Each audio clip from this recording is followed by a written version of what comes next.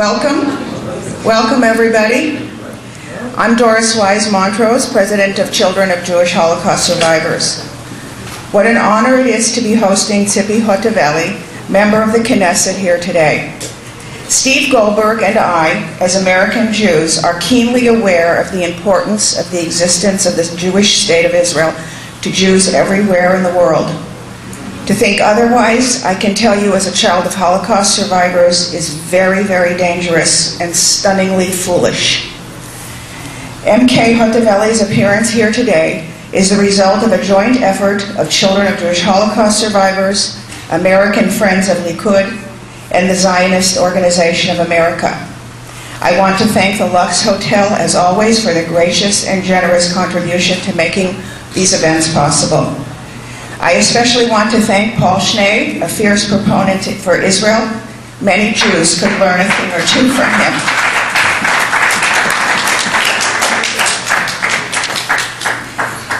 MK Hotovely will be introduced by Steve Goldberg, an active and passionate supporter of Israel and a strong Zionist. Steve has made great sacrifices in his life in his unswerving support for Israel. As an American Jew with no relatives in Israel and no first-hand connection to the Holocaust, Steve understands the importance of Israel's existence. He is Vice President of Children of Jewish Holocaust Survivors, National Chairman of the Zionist Organization of America. He is a U.S. representative on the Executive Board of World Likud and was a delegate at the World Zionist Congress. He was also the lawyer for the Jewish Defense League for many years. Steve was recently a speaker at the prestigious Conference of Law and Mass Media held at the Ariel University Center in Ariel, Israel. Each of you have been given a 3x5 card, and almost everybody has a pencil, so please share for your questions, which we will pick up following the presentation. Kindly turn off your cell phones and other electronic devices, and I now present to you Steve Goldberg. Thank you, Doris, and once again for hosting this event. Nobody puts on events like Doris. Nobody's more dedicated. Also, I want to thank Shelley Ventura for the ZOA for helping put this together. And where's Aaron Harrow from American Friends of Likud, who brings these speakers out, including Ms. Hotovely. Anyway, it is truly an honor and a privilege to introduce Tzipi Hotovely, who is the youngest and one of the brightest stars in the constellation of Knesset members in Israel. Ms. Hotovely has a bachelor's and master's degrees in law from Bar Ilan University. She was on a television show on Channel 10, I think it was Moetzet HaHaknim. It was called Council of the Wise, I think is the translation, except I think she was the only one who was wise. She had to hold her own against much older people from the left. She also had a column in Ma'ariv, and Benjamin Netanyahu, before he was prime minister and he was the leader of the party, recognized Tzipi's talent, which is extraordinary, and invited her to run for the Knesset. As part of the Likud, she did extraordinarily well. She is the youngest member of Likud, a member of the Knesset, having been elected shortly after turning 30 years old.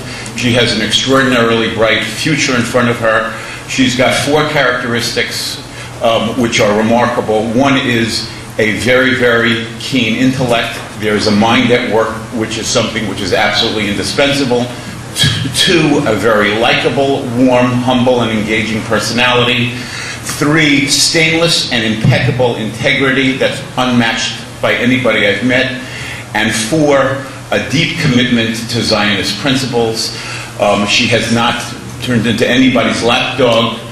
She opposed the 10-month freeze and building in Judea and Samaria, despite it being imposed by the prime minister of her party, who asked her to run.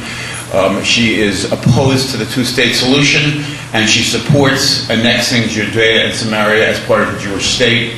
I think someday we can all say we met Ms. Hotovely when, at the beginning of her career, And I think the Jewish people will be very lucky if, at some point, Ms. Hotovely is the second woman Prime Minister of Israel. With that, I introduce Tzipi Hotovely.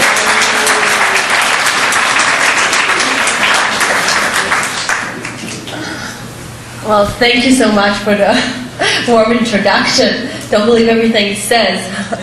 I think that for me it's a great honor to speak in front of you. I would like to thank Doris for bringing this event to happen, and I think that this organization, Children of Jewish Holocaust Survivors, is something that when I think about making Israel a strong place, I think about the second generation, the third generation, I think about our legacy.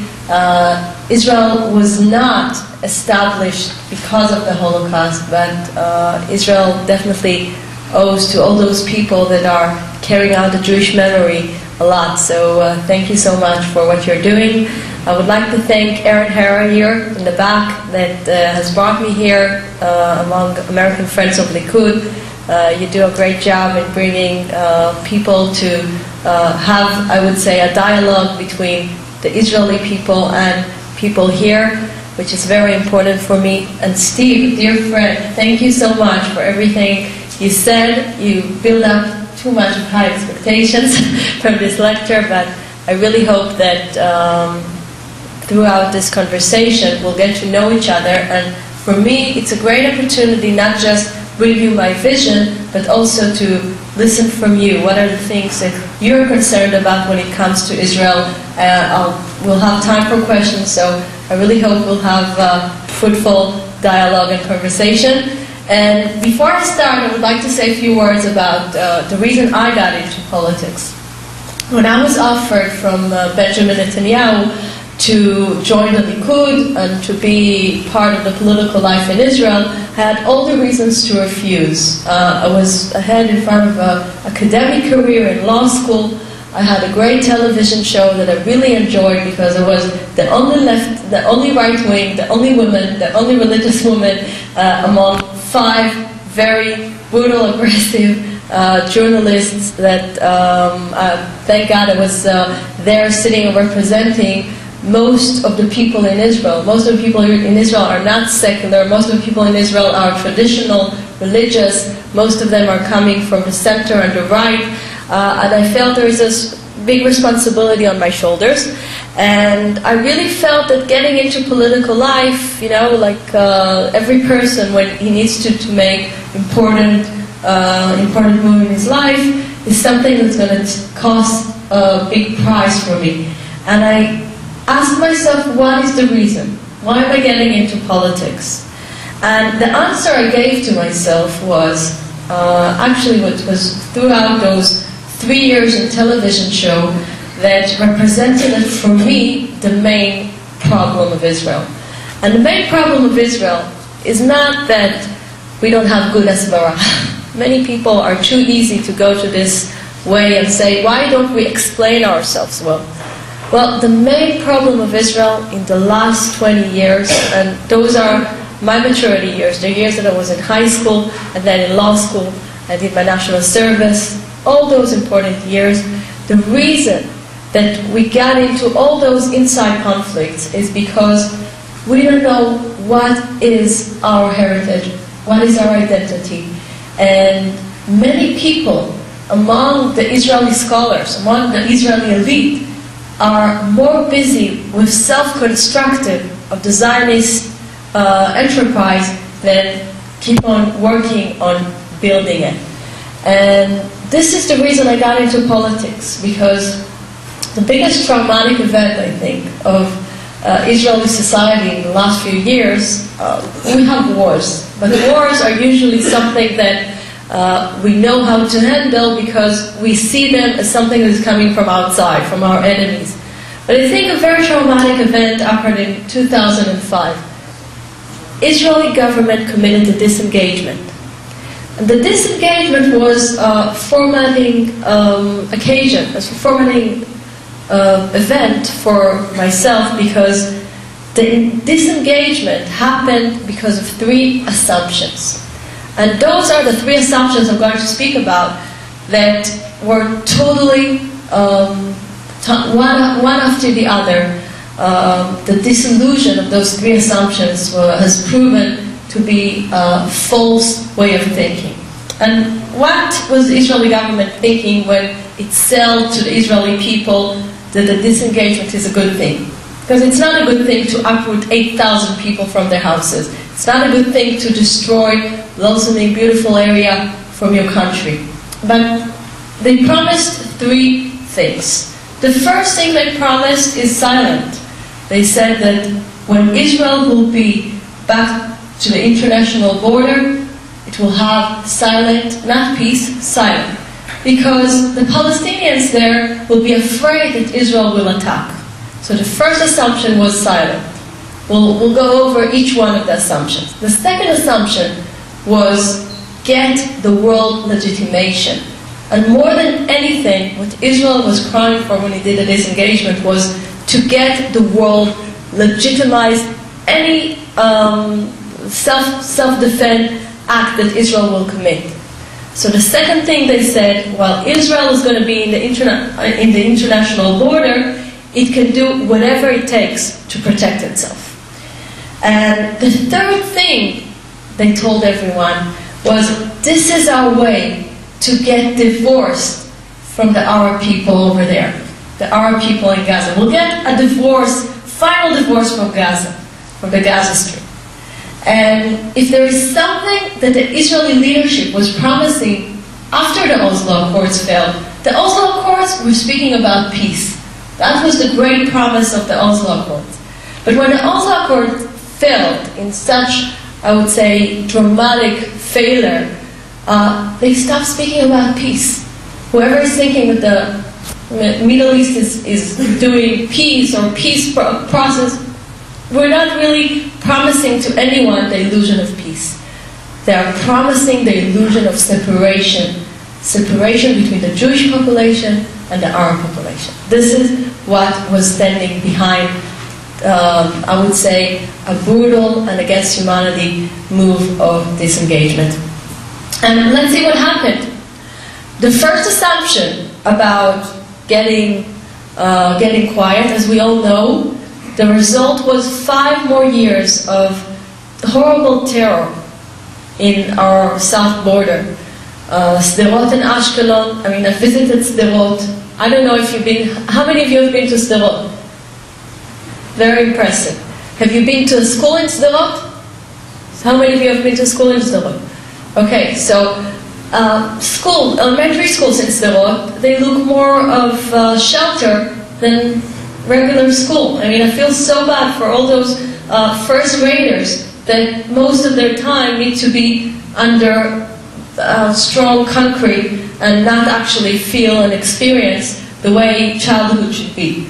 And I'm saying that for the last few years, the south border was attacked by thousands of rockets, and we all know that the promise for silence was breached. The promise of silence was absolutely a false promise, and Israeli people now know that this promise was not happening. The second promise was legitimation. So they said that while Israel will be in the international board, the world will respect every action of Israel. Okay, we got a lot of legitimation. It's called the Goldstone Report, as you all know. Very big, warm hug from the international community about what Israel needs to do. Any other country in the world would have gone into a military operation in Gaza a long time ago when its cities are shooting rockets. We all know that. But when Israel waited and waited for so many years, and then in a certain moment it said, enough is enough, and Hanukkah 2 years ago, when our soldiers got into Gaza, we all know what we got as a result. We got the worst delegitimation in the last years. So the promise for legitimation, we've seen that it's got worse. We're now speaking about delegitimation of the Israeli state itself. It has nothing to do to settlements. This was the second assumption. And the third assumption, you get divorced from Gaza. No more responsibility on the people in Gaza. Well, Israel keeps on supplying electricity. Israel keeps on supplying water to Gaza. I'm against that. I think it's about time for Israel to commit the economic disengagement. If we left Gaza...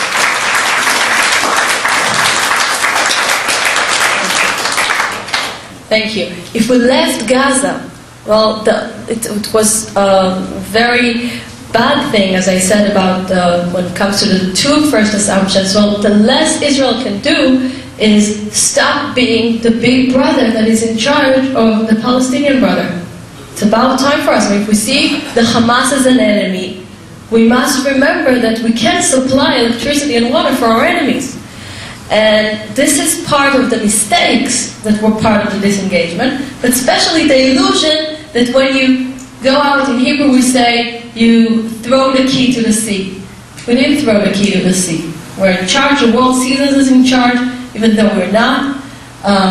The Turkish flotilla was a great example of how they use the presumption of the world that Israel is in charge on what is happening in Gaza. So the third assumption was also breached. And this is why I got into politics. I got into politics to stop playing the false game that says Israel must give a plan in order to get separation, in order to get legitimation, in order to get silent. Because every time we gave a plan, all we got as a result is, as you all know, more terror and more delegitimation of the Israeli state. And I was thinking to myself, what made such a strong society, like the Israeli society, what made such a strong state to get into a self-destructive processes, as I mentioned? And the reason for me, if you ask me what's the main reason for that, the main reason for that is that for 40 years, since the 1967 war, there is a famous article that one of our greatest authors wrote after 1967.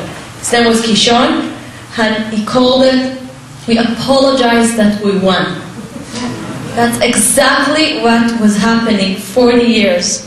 For 40 years, Israel was apologizing for winning the 6 Days War. We apologize time after time for who we are, for the fact that we are part of the land that was promised us by God in the Bible. And the most important thing, for 40 years, other than apologizing, we were busy in saying that we need to be in Yehuda v'Shomron, in Judea and Samaria, for security reasons. Not for moral reasons, not because we belong there, but just because this is more safe for us to say on Ra'anana and Kfar Saba if we have the control on the Shomron, on the north area of Samaria. And you know what? If a thief is coming to your house and you want to throw him away, you're going to say, you're a chooser? You're a thief. Get out of my land. And he's going to tell you, well, I don't have a safer place to stay, please let me in. You know what you're going to say, right? You're not going to let him in because if he doesn't belong there, he doesn't belong there. And what we make the world think is that we are thieves that are just trying to say, this is the only way to protect our little small Jewish land, please let us stay in areas that don't belong to us. But if for 40 years, the main moral argument would have been, this is our land, and we want to be there because this is the way we need to be in Israeli land. And this is the way we accomplish our identity. If this would have been the argument, this is moral for us to be there. This is as moral to be in Shiloh and Hebron as it is to be in Tel Aviv and Rehovot, the city I'm coming from. If this would have been the argument, if we would have made the separation between the 67, we draw the green line, as if the green line is some myth, some holy line that was drawn. Well, the green line is nothing for the Palestinians. They couldn't care less about the green line because time after time they're mentioning to us that Jerusalem is part of what they see as occupation, and when they speak about right of return, as the main thing, they don't mean the 67 war. They mean the 1948 war. And this is what the conflict is really about. The conflict is not about territory. The conflict is not about settlements. The conflict is really about 1948, the right of a Jewish state to exist, no matter what borders are its borders. And this is the reason I felt that we lost the moral argument. And you know, the Palestinians, time after time, when they go, they claim moral arguments. They claim that we are the evil side, that we're making some amoral actions, and they claim to be the people that have the right to be part of the land. And we don't have as equal arguments to them. We keep on saying security, security, security. Well, I think we must stop speaking about security as the front line of the argument. The first line of the argument must be deeper, must be higher, must be on the same level that our enemies are using. And they're using moral arguments. So it's about time for us to start using moral argument, to say the land of Israel is the land of the Jewish people. And all the land of Israel is the land of the Jewish people. Not just part of it, not just Tel Aviv, not just Jerusalem, but all of it. And I think if we'll put that in the front, we'll be in a better place when it comes to dealing with this ongoing conflict between us and our neighbors.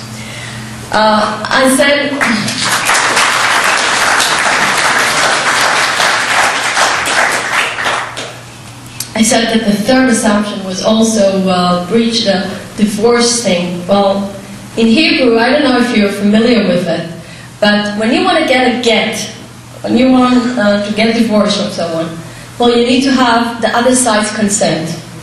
And when the other side is not willing to divorce you, then you are mesorav get. Like you are refused to get a get from the other side. Well, Israel's assumption was that once we would like to make this divorce from the Palestinians, it will be easy. But the truth is, they're not willing to let us go. So it doesn't matter whether you withdraw, you go to disengagement, whatever you call it. They still want to be part of this fight on the same piece of land. This is why you can't really make this divorce. And this is an illusion to say that if you withdraw or if you give up land, this is the way to achieve anything in the Middle East but terror. And that's the reason I got into politics. I got to change the discourse. Not just, I was in politics because I really felt that all the Israeli political system is going to the center, no right and left anymore.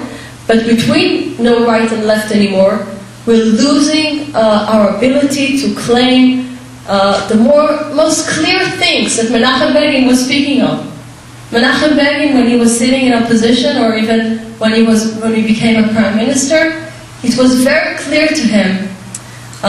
You know, this one I mentioned in my first speech. One day, Menachem Begin was interviewed about how we can say to the American administration, how we can tell them that Judea and Samaria is part of who we are, part of the Israeli land. So he said, you know, the main problem is, he told to the journalist, he said, the main problem is not that the American government is not convinced. He said, the main problem is that Golda and Yitzhak Rabin and Abba Evan, all those people are telling to the American administration, well, we need to give up those areas. I mean, so how do we expect the American government to be more Jewish than the way our leaders present the connection to those areas? And I think that what Menachem Begin said those days is still relevant. We still have the same problems. Some of us, some people in our leadership still claim that those areas don't belong to us. So we must change the discourse. We must start speaking that we have moral rights to be part of it. And you know what? We've seen it in the freezing.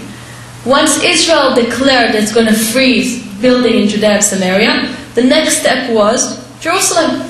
So if you don't have the red line when it comes to Judea and Samaria, you end up fighting about Jerusalem. And as we all know, this is exactly the point where you lose the whole battle. Because when you don't have red lines, you keep on arguing time after time on your own capital city. This is the reason that we were fighting the whole freeze. I mean, people were saying to me, what's the big deal? It's not, uprooting people. It's not the disengagement. Why are you making such a big deal from few months that no more new houses will be built? Well, it's really not about building new houses. And I didn't like people that said it makes life of people there uncomfortable. It's unhuman to do it. It's all right. I think those are great arguments. But the basic thing why the freezing is so bad is because it delegitimized our ability to be there. It makes us putting big question mark whether we belong to those areas or not, and whether Israel can withdraw from those areas or not. And 200,000 people or 300,000 people, depends if you count the areas of Jerusalem, are a fact. You can't make those people disappear. You can't take the history wheel back. And that's the reason I'm coming to my third point, that I think personally that when the Palestinians are not even willing to negotiate with us for all this time, that when they are speaking about going straight to the UN to declare on a Palestinian state in 1967 borders, well, it's about time for Israel to announce that the result of that move will be annexing all the areas that the Jewish people and the Jewish communities are part of. I'm glad this idea gets support here. It's not an easy thing to do in Israeli politics to say that we need to do something active. We're more used to maintain the status quo, but I think when the other side is not speaking about status quo, but it's time after time trying to really work back for our interest, it's about time that we'll take care about our interest. And our interest is to say that they're going to pay the price for not willing to get in peace with us. Because they had 20 years of great opportunities. I'm not even going back history from 1947, from the 20s. I'm going back just to the last 20 years.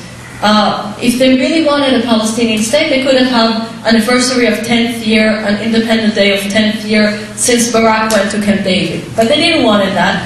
And there is a price for all those missing opportunities. And it's about time for us to put the price on the table and not just be apologetic Zionistic, but actually to be upfront and to say, you're going to pay the price. And we're going to make a tag to, we'll make a price to the fact that you're not even willing to sit and negotiate. And it's about time for us to start speaking about it out loud and not to be afraid of the consequences, because really the point where we're tying our hands and we're not letting the people to be part of this great land that this is really our historic heritage, those areas like Bethel and Hebron and Shiloh.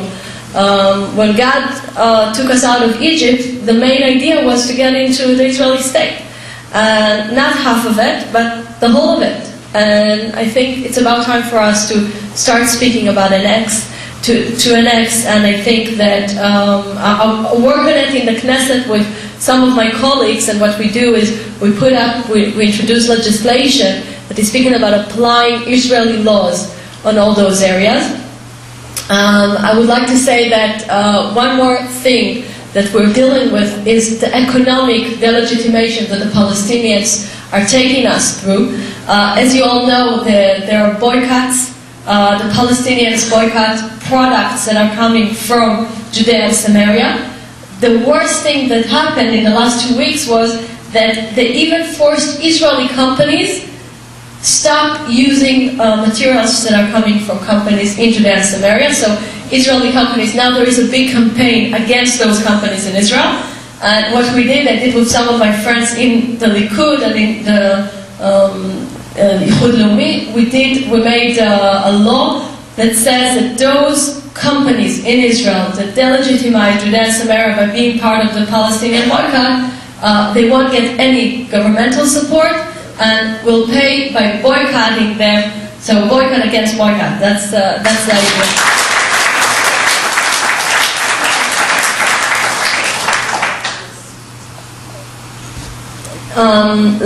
Last few more comments about other things we do. First of all, there was a big issue about Ariel, as you all know, when they opened their beautiful, I've been there, it's very recommended for you to go and see a nice play there in their theater, the new, how do you call it, the Culture Center. It's a beautiful place. So what we did as an answer to all those artists that were boycotting Ariel, thank God we saw that it was just making Ariel stronger because the consensus in Israel was against that. We made a petition of 35 members of Knesset that are speaking about applying Israeli law on Ariel as the beginning of the NX program. So this is one more thing that we did in the last few months when it comes to those issues of boycotting and the big, I would say, the big atmosphere that those people from the extreme left were trying to create, and it was became the opposite. They just made our claims stronger. I'd like to say a few words about women's rights. I'm chairman of Women's Rights Committee in Israel. This is one more thing that I deal with, how to make Israel a stronger society when it comes to women's rights. I think that for me there is a great challenge because Israel is a very diverse community and it's full of different types of groups, like the ultra-Orthodox women and the Arab women, and we want them all to be educated, we want them all to get fair opportunity to be part of the working world. And this is why I have few legislations that are dealing with that. I would like to speak about one national initiative. They speak about Bedouins in the south. How many are familiar from the whole spread of the Bedouins? Have you seen? I mean, you have any idea? Okay, so at the moment, what one of the things that I'm dealing with is polygamy. Is that polygamy? Polygamy. The polygamy. I mean, some of them have 5 or 6 women that they don't marry. They just live together. They have 50 or 60 children that are coming out of it, and this is part of the anarchy that's going in the south. So we're promoting legislation that will do both. Make it criminal evil to be living in polygamist life and family. And the second thing is to stop supporting economically all those children that are coming from the So those are the 2 things we're doing. Of course, we do a lot in order to support family life balance between work, and I promote free daycare, all the things that are promoting women to get out to be part of working life in Israel. We also do a lot with ultra-Orthodox women. I don't know if you heard about the daughter of Rabbi Ovadia Yosef that opened the first college for women and men that are coming from ultra-Orthodox background. It's a wonderful project, and I support every kind of getting the people, the ultra-Orthodox people in Israel, be part of working life in Israel, and also to be part of the army. This is one more thing we would like to have when it comes to 20 years from now. I don't know if you're aware of demographic in Israel, but 50% of first graders in Israel are either ultra-Orthodox or Arabs. So it means that if we want to take those 2 groups into consideration and start making, encouraging changes those groups are having from inside, we'll be dealing with big problems 20 years from now. So it's a good time to start. I would like to maybe open it for questions. So thank you so much for listening.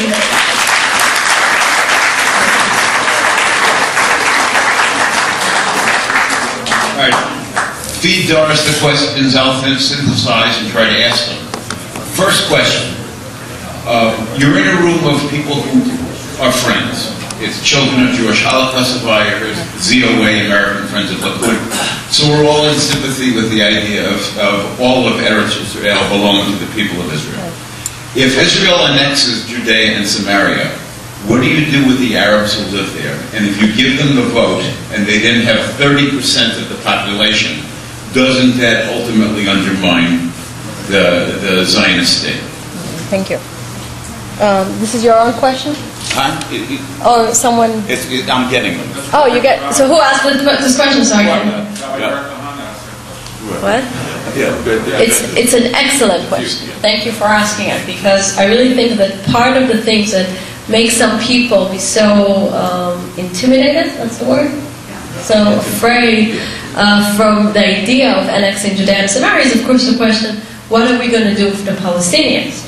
Which I think is always a good question to ask, because even if you have a Palestinian state, so-called, you still have the questions, what are we going to do with the Palestinians? Because they're not going to vanish if you're going to give them the opportunity to create another terror state like you did with Gaza. That was part of my lecture about you don't get a divorce and you don't get to vanish them just by building them a state. So I think that when we speak about processes in the Middle East, first of all, we must acknowledge that processes in the Middle East must be long-term processes. We're not speaking about annexing everything in one day, just wake up in the morning and to say, good morning everyone, the two-state solution has failed, it's about time for us to annex. When I speak about responsibility in making those processes to happen, first of all, I speak about all the areas that the Jewish communities are built there. According to the Oslo Accords, there was a separation of areas to A, B, and C. As you all know, A is the Palestinian area, B is has common responsibility of security and for civil control, and C is all the areas that the Jewish settlements are built, and there is a small minority of Palestinians there, I think around 100,000 people. For Israel to take that risk of, annexing Area C, there is not a risk at all. I mean, all you do is you get all the benefit of getting your people develop themselves in areas that are already, all the Jewish communities that are already built. And I think when you start that as a process, you make it an actual fact and you give an answer to the idea of withdrawing, the idea of going back. Because the Palestinians always see that as long as time goes in the Middle East, the Jews would like to go back more and more because they give up the idea of peace and they give up the idea of life together. And they want us to give up. They want us to say that the result of them waiting, not giving any price on the table, is that we withdraw. And it's about time for us to say no. We need to stop the process. And at least I think in the Israeli society there is a consensus that after the disengagement, we don't want to uproot people from their houses anymore. 5 years after the disengagement, most of those people still not resettled. Most of those people still don't have a proper jobs, and those people are carrying this trauma for the last 5 years. And it was 8,000 people. Israel can't uproot 200 and 300,000 people. It's out of the question. And even if you divide it from the blocks, well, the blocks are sitting only on 3% of the land. So you can't really stay just with the blocks, the Gushei Yeshivut. So what I think is we should start with Area C. About the other areas, we need to be more careful, because I know the consequences of giving 1.5 or 2 million, depends how you count with demographic assumption, estimations, depend how you count them. I think the rules should be as follows.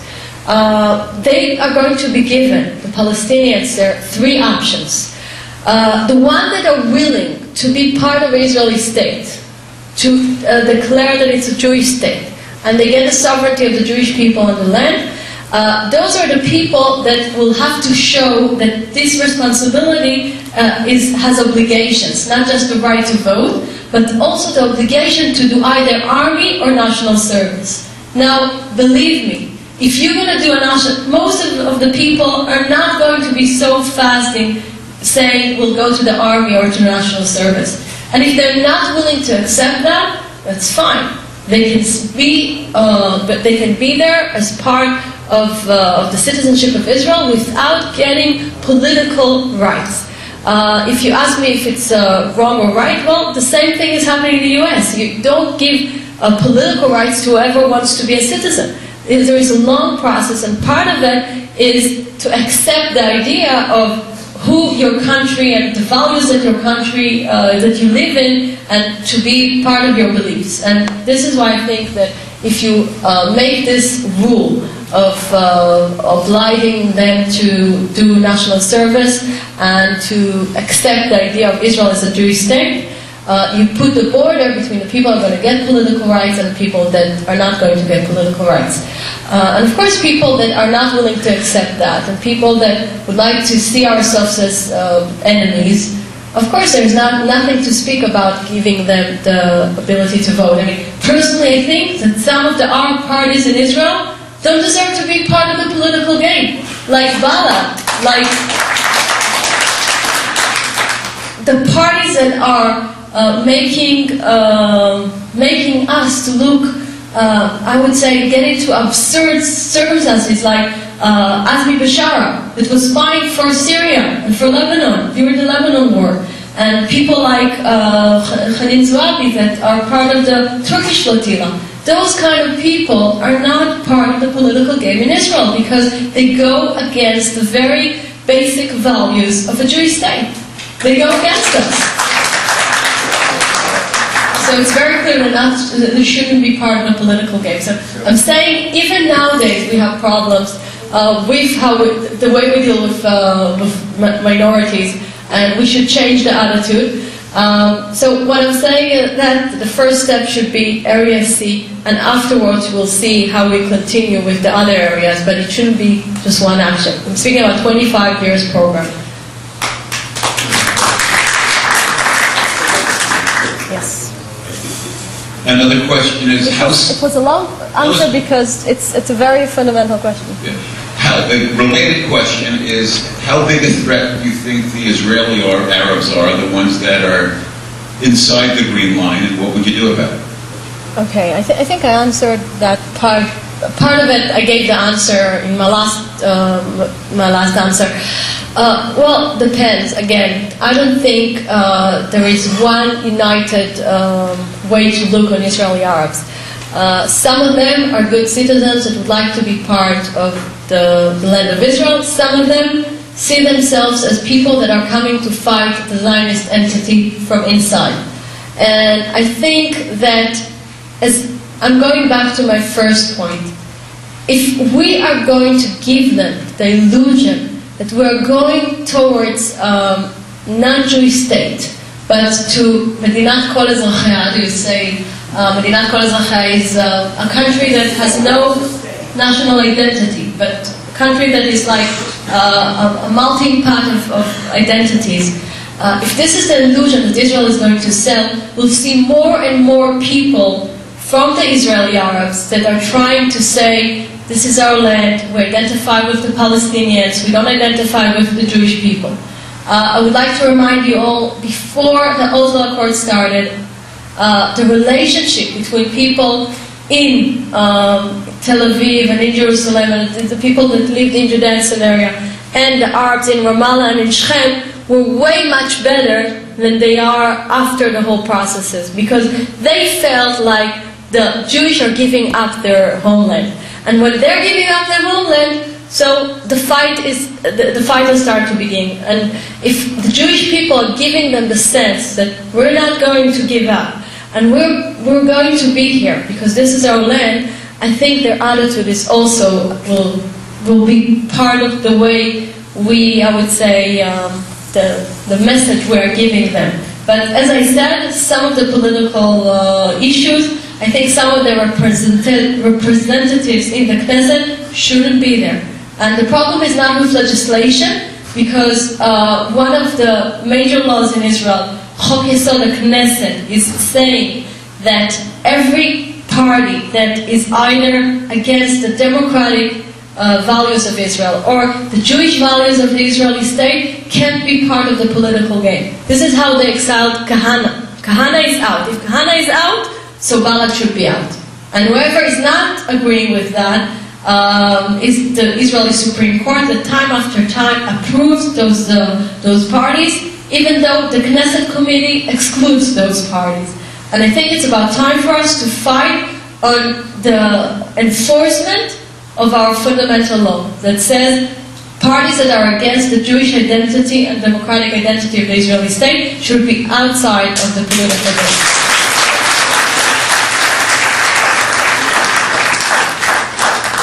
What would you say to people who live in Judea and Samaria who voted for Likud and have had Benjamin Netanyahu the first time give up most of Hebron, have Ariel Sharon change his position, and now have Benjamin Netanyahu again recognize a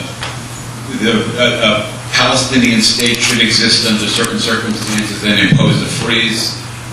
What would you say to those people as to why they should stay in the Likud and not vote for either Yisrael Beiteinu or National Union, Leumi? Okay.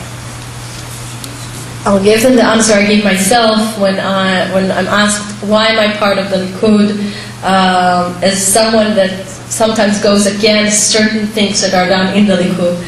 Well, first of all, I want to speak about even the settlement freeze. The settlement freeze, the second one, the extension of settlement freeze, the reason it didn't happen is not because the American letter didn't come. The reason it happened when it comes to the Israeli political game is one. Because together with a few of my friends, had an initiative to put half of the party on a letter to the Prime Minister, that the letter said, your party is not with you on that. And if it wouldn't have been an inside Likud political game that made our Prime Minister to realize he doesn't have a backup of his own party for certain moves, I think we still could have got to a point where the settlement freeze goes on. And this is why I believe that most important things are happening in the ruling party, and your ability to, I would say, influence certain moves when you bring most of the party with you to represent the things that the people that elected us expected us to do for them. This is exactly the point where you're much more influential when it comes from the inside Likud political game and not from the outside. And it's an important lesson that I learned throughout the freeze, throughout the extension of freeze, throughout many little moments that we know. I mean, even after the Bar-Ilan speech, the message we sent to the Prime Minister throughout most of the people in this party are very strong. This is why I think most of the Likud is very clear about its values. I'm not saying everyone in the Likud. This is part of being a part of a big party that has all the spectrum from Dan Meridor to Benny Begin. That's part of the price.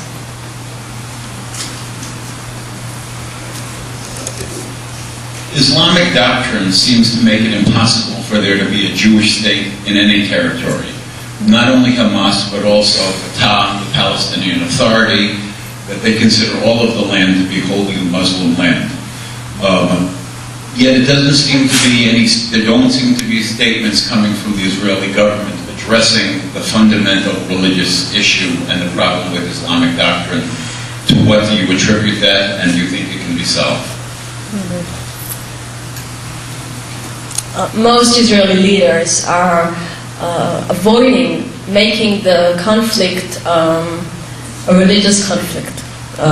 From my perspective, it's of course part of the false game, part of the charade. How do you call it? Part of the charades. It's unreal to look on the conflict in secular eyes. The problem is most of our failures are because we look at the other side as motivated from national secular reasons, and it's not true. And as we all know, the fact there are not elections in the Palestinian Authority are just ones. They know Hamas is going to win, and this is why the Palestinian Authority is not applying elections on the right time. So what I really think that that should be done, you know what, we don't even need to go that farther. I mean, you have a very strong point, the question you just presented, but even when Netanyahu, our Prime Minister, when Benjamin Netanyahu said that Abu Mazen, Abbas, should declare on Israel as a Jewish state from the Fatah, from the moderate people, I would say, we all in this room don't believe that there is real separation between Hamas and Fatah when it comes to moderates. They both deny our right to exist as a Jewish state. So this is exactly the proof that it's on the table. They're not willing to declare Israel as a Jewish state. So it doesn't matter whether you put it under Islamic roots or you put it under their national and their treaties and their the Fatah, how do you call it? Amanat al-Fatah. The Fatah Charter, exactly. So it's part of the same thing. Personally, I believe that we need to put that up front, especially because the world today, the European world and the American world, understand the dangers in Islam. So I think we need to put that up front. I don't get to see the people that are asking the questions. No, I asked the question, and with all due respect, you didn't answer it. Okay, so can you ask it again? What do you want? When you say, yes. You said that the Israeli politicians do not want to make it a religious conflict, it's irrelevant. The other side has made it a religious conflict. Right. So for the Prime Minister of Israel to say there has to be a two-state solution and we're willing to negotiate means you're not paying any attention whatever to the religious conflict. I agree with you. I speak to Jews, I'm in Israel twice a year. I speak to Israelis and they don't want to hear it. I'm talking about religious or people who are knowledgeable. They don't want to know about Hakia, Kitman, the Ummah, have no interest in it. They don't want to hear it. Now, if the people who are knowledgeable don't want to hear it, the government people certainly don't want to hear it. There's something fundamental. I understand in America, American Jews don't want to know about it. But why? The Israelis' life depends on it. This is a pure religious conflict. Israel is spy territory by the Quran, and we won't pay any attention to that, and we'll continue to negotiate. I don't understand. I think the reason is...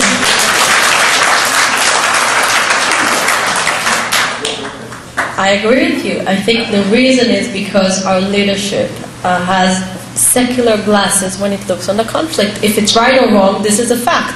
I mean, I can't change all the perspective of the leadership. Our leadership sees itself more as a Western country that is fighting whatever terrorist organizations than a religious Jewish country that is fighting Islam. And personally, I think that part of our loss of identity is that we need, first of all, as you're saying, listen to the other side, but also when it comes to our side, to be more motivated from our Jewish identity and not just, say, we're there because we're nice America that speaks Hebrew. We're not nice America that speaks Hebrew. That's not the idea of the Jewish state establishment. What do you think should be done with regard to Gilad Shalit? And do you see any danger of the precedent of serious concessions that would be made with regard to releasing terrorists to obtain his freedom?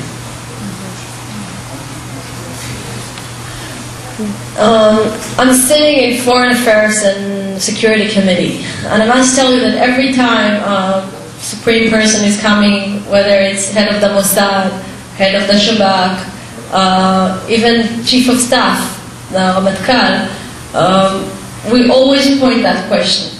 Is everything that must be done is done in order to take Gilad Shalit out? And the truth is, as much as we know, even though we are part of I would say, the dialogue between people in security system in Israel, we don't know much. We don't know much about the processes underneath, and I can't tell you that I can tell you new things about the process. Last point, when the Prime Minister was willing to go for the deal, the reason that it didn't happen was because Hamas. Personally, I think that we must realize one thing. If we want him outside alive, it's not as simple to go on a military operation, because most of the chances that military operation will end up with no no good results when it comes to bringing him back alive. As fortunate, as sad as it's going to sound.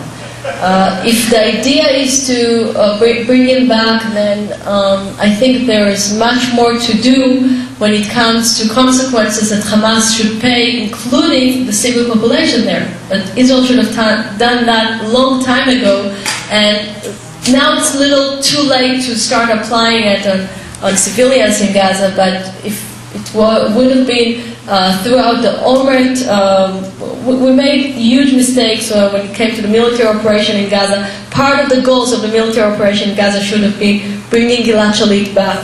And what today can be done is, first of all, to stop any humanitarian visits to Hamas prisoners, something that is not happening at the moment, because Shabak is against it,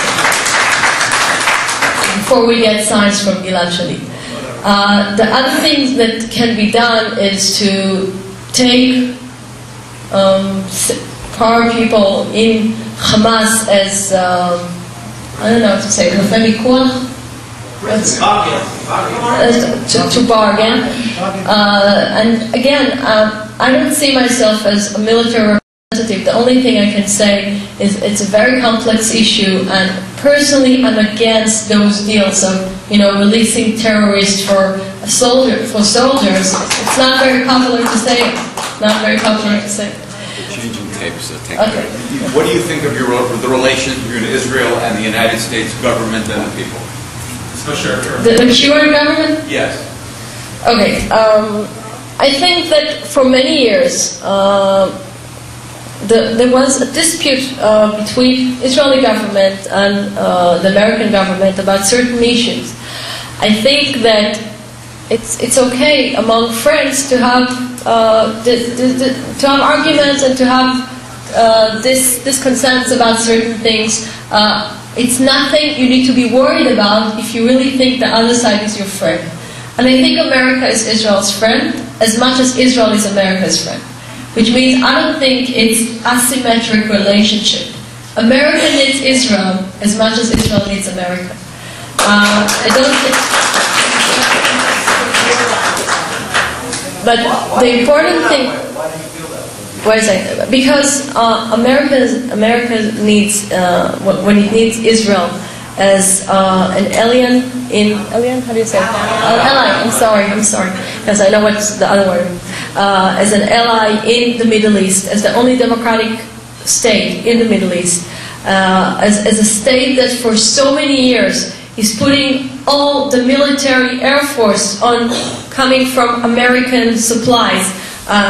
Israel stopped producing its own airplanes because the Americans asked to be part of the relationship that Israel will keep on maintaining the military relationship. There are so many reasons that Israel and America have a strong linkage and strong friendship. I think the current government, for its own reasons, has decided to, especially the president, has decided to be more open to the Arab world than to the Israeli state, which was mainly, I think, wrong interpretation of the conflict in the Middle East. They put too much of illusions about the way the conflict should be solved without getting looked to the depth of the fact that it's not by chance that all the former presidents couldn't reach this agreement, and it's not by coincidence that we're very far from reaching any kind of agreement. There is one more point I want to make about the American government when it comes to Jonathan Pollard. You asked me about Gilad Shalit. Gilad Shalit is in the hands of Hamas, but Jonathan Pollard is in the hands of a friendship government.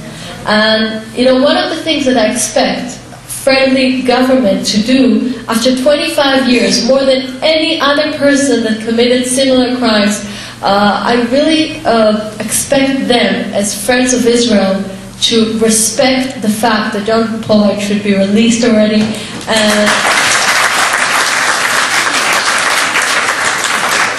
And I think that our Prime Minister did a very good thing by sending this letter. But maybe it's your responsibility, together with Israel, to put pressure on this American government to release Jonathan Pollard, because the jury here has a strong impact on the American government here. Maybe I didn't say much about the fact that Israel can say no to America. I really believe that Israel can say no to America if it feels like they're hurting certain things that are against its own interest. I would like to remind you all, when Menachem Begin in 1982 went and bombed the nuclear...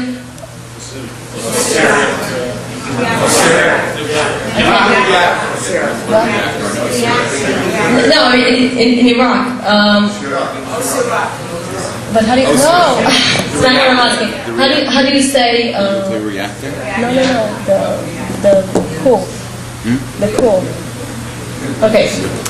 When he went on this this military action, what he got in result was a big conduct from the American government, and they were against it. But he knew that this is a good thing for the Israeli state, and he said sometimes a friend can say no to a friend. And this is exactly one of the things that, I mean, when Netanyahu said, when they say don't build in Jerusalem, we can say no, we can say the same about Judea and Samaria. There's no difference. So we can say no if we feel like it hurts very basic interest of the Jewish people. So I'm not very much of under fear of saying no to big America.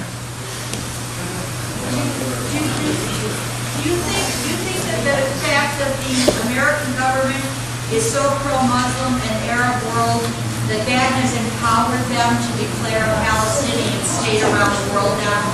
And if the United States wasn't so lackadaisical about Israel, that they never would have come out with this new agenda that they have started now. I think that it's just part of the big picture. I think the big picture is that the Palestinians know that they're not willing to pay any price on getting a settlement with Israel. And this is the reason they want to go in a unilateral way. I don't think it's just because the American government does what it does. I think it's more of a decision of the Palestinian Authority to go in this way without willing to get to pay anything. Because Abu Mazen knows he can't pay anything. He can't pay by giving up the right of return. And the right of return is something that no Israeli leader will be willing to accept. And that's why, I like the sentence that says, as much as the Israelis are willing to give, the maximum that the Israelis are willing to give is less than the minimum that the Palestinians are willing to get. So this is why it's unsolved. And because it's unsolved, they say, let's go in a different way. And the different way is, I call it economic terror and diplomatic terror. And going to the UN in a unilateral way is part of the diplomatic terror. I don't think it's just because the Americans are pro-Muslim as you If there is another war, do you believe Israel is willing to do what's necessary to finally inflict a crushing defeat, both in Lebanon in 2006? Israel stopped short, and that war with Lebanon is deemed to be a failure. And if I remember right, you called on the Olmert government to resign as a result of it. And Kaslev seemed to stop too soon. The result is maybe a more difficult war coming up. Do you think the Israeli government is now prepared to do what's necessary in the event of another conflict? I'm not a prophet. No, I mean, I would like to give you a responsible answer, not to say...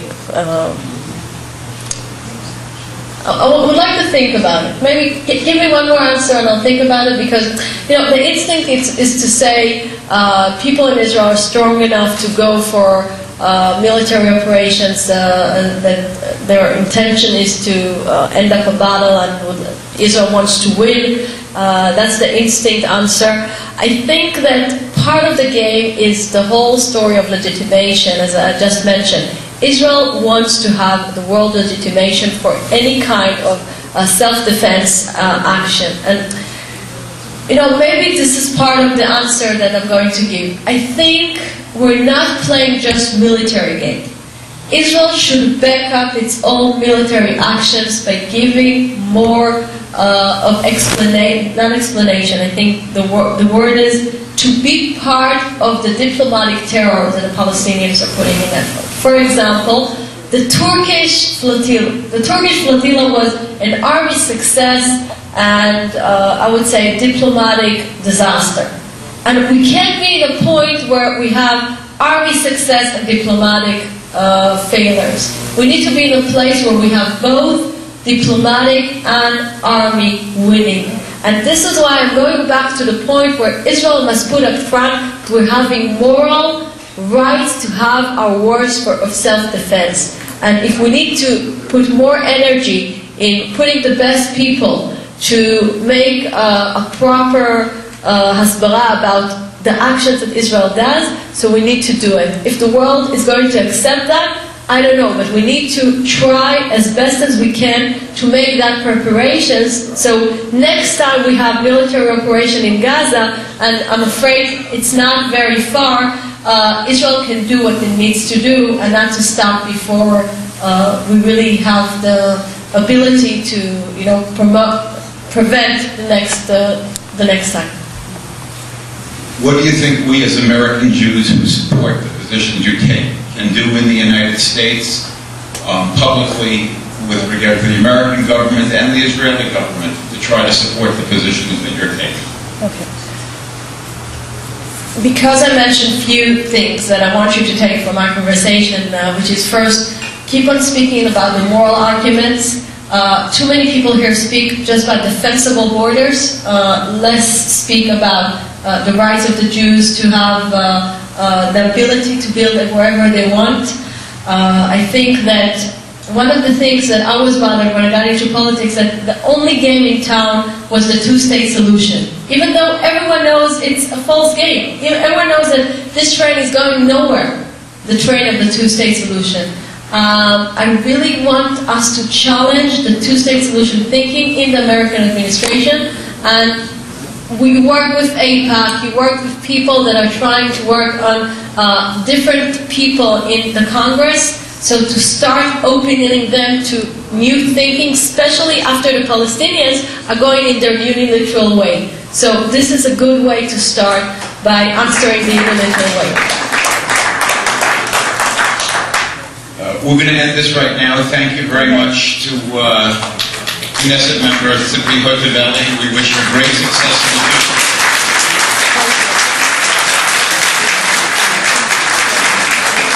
Thank you. I really enjoyed your questions. Thank you. Thank you, Steve.